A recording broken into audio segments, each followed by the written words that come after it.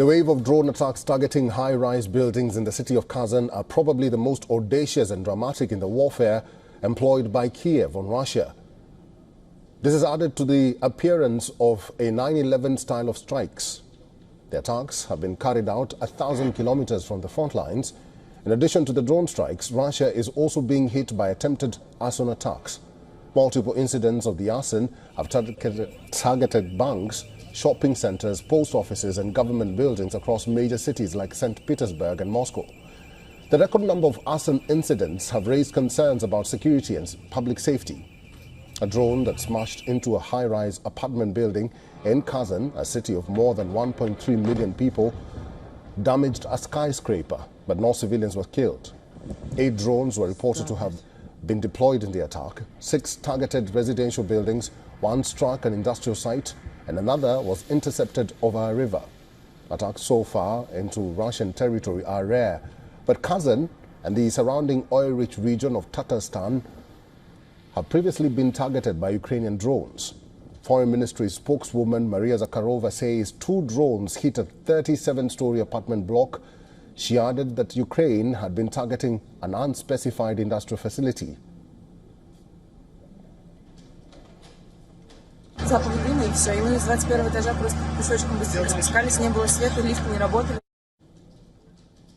Meanwhile, Russian President Vladimir Putin has vowed to escalate military actions against Ukraine, promising more destruction in response to the drone attack. Кто бы и как бы ни старался у нас чего-то разрушить, он столкнется с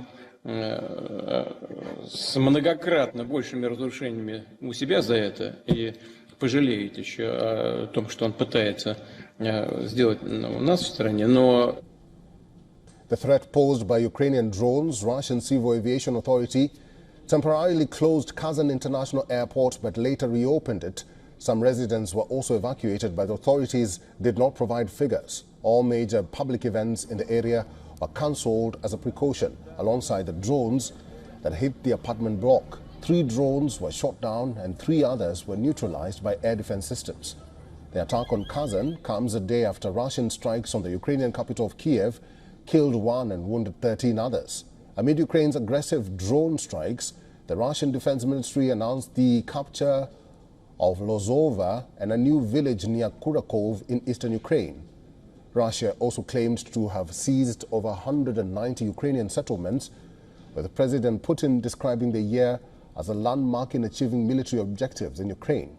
Russia also claims it successfully struck Ukrainian military targets, including an ammunition depot.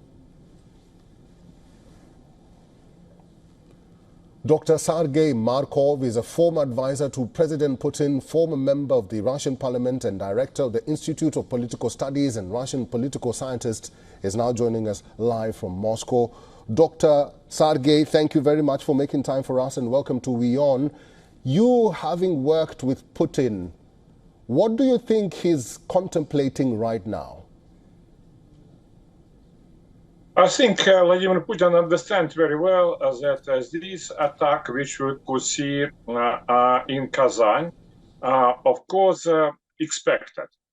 This is, and Russia will not give same response, because attack on Kazan was clear attack against civilians.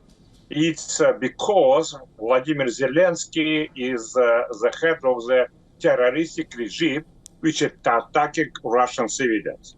On contrary, Russia never target civilian object on the Ukrainian territory.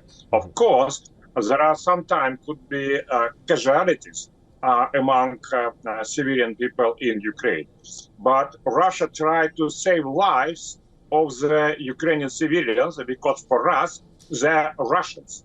According to our understanding, 80% of the Ukrainian citizens, this is ethnically Russian people.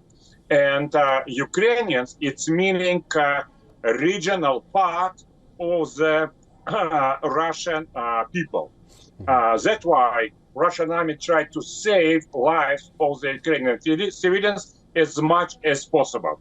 But the goal of one of the goals of Vladimir Zelensky it's not preserving peace for Ukraine. It's first of all to have a rivalry between Russia and Ukraine, exactly as rivalry between India and Pakistan. It's American goal to make the relationship between Ukraine and Russia exactly as between as British Empire made the relationship between India and Pakistan. Mr. Sergei, let me ask you this.